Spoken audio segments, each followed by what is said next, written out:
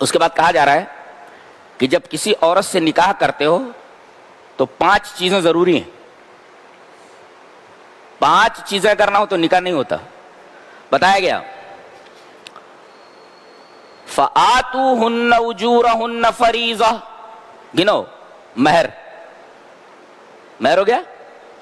اور دوسرے یا یوں کر لو کہ بِأَمْوَالِكُمْ سے لے لو.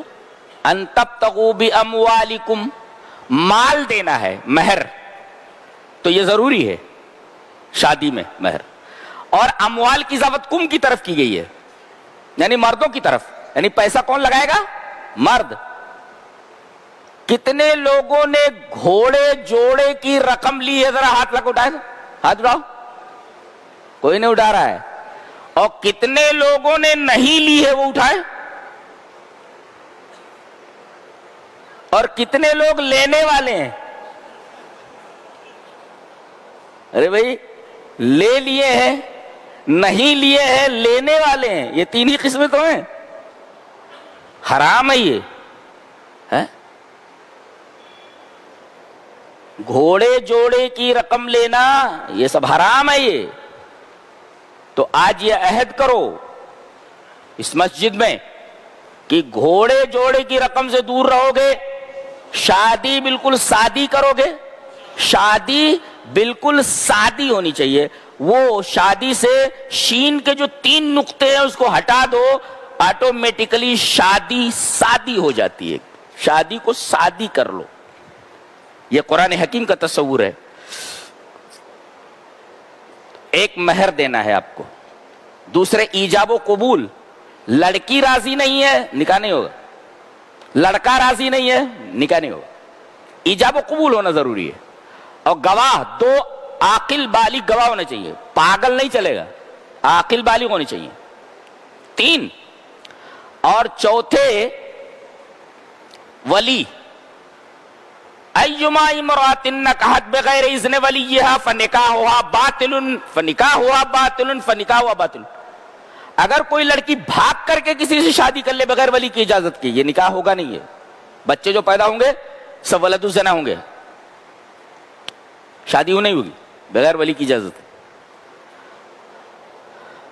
4 5واں دائمی قبضہ. دائمی قبضے کا مطلب یہ ہے کہ کچھ نکاح ایسے ہوتے کہ کچھ مہر متعین کر دی جاتی ہے اور 1 مہینے کے لیے 2 مہینے کے لیے 4 مہینے کے لیے عورت کو اپنے ساتھ رکھتے ہیں. ایک کانٹریکٹ ہوتا ہے اور اس کے بعد مدت ختم ہوئی دونوں ایک دوسرے سے الگ ہو جاتے. تو دائمی قبضہ ضروری ہے. اگر دائمی قبضہ نہیں ہے تو نکاح نہیں ہو گئی. لہذا متاع حرام ہے جو شیعوں کے ہیں. اور اسی طریقے سے یہ مروجہ جو حلالہ ہے کہ 3 طلاق دے دیے اور اس کے بعد کہتے ہیں رات اس کے ساتھ گزار لے کل اس کو طلاق دے دینا ہے. حرام ہے یہ. حرام ہے یہ. حلال مروجہ حرام ہے یہ. اس لیے کہ اس میں دائمی قبضہ نہیں ہے. اسے کہا جاتا ہے کہ رات بھر اس کے ساتھ رہ اس کے بعد صبح اس کو طلاق دے دینا ہے. یہ دائمی قبضہ کہاں ہے؟ تو نکاح کے اندر یہ 5 شرطیں ہیں, 5 چیزیں ضروری ہیں جس میں ایک دائمی قبضہ بھی ہے جس سے حلال مروجہ کا رد ہوتا ہے اور متاع کا رد ہوتا ہے. اچھا اس کے بعد کہا گیا عورتیں کیسی ہونی چاہیے؟ بولے غیر مصافحات ولا متخذات اخدان. لونڈی سے اگر شادی کرو, پہلے تو لونڈیاں تھی, تو لونڈیوں کے لیے یہ بیان ہے کہ وہ زانیہ نہ ہو. مصافحات کا مطلب ہوتا ہے زانیات علانیتاً. اس لیے کہ بازار حسن میں شاہدان بازاری اپنا جسم بیچنے والی عورتیں 2 ہی طرح کی ہوتی ہیں. ایک کھلی ایک چھپی. کھلی ہے وہ ہر ایک سے اپنا جسم بیچتی ہیں, اور ایک چھپی رہتی ہے رکھیل ہوتی ہے وہ 2 ایک کی.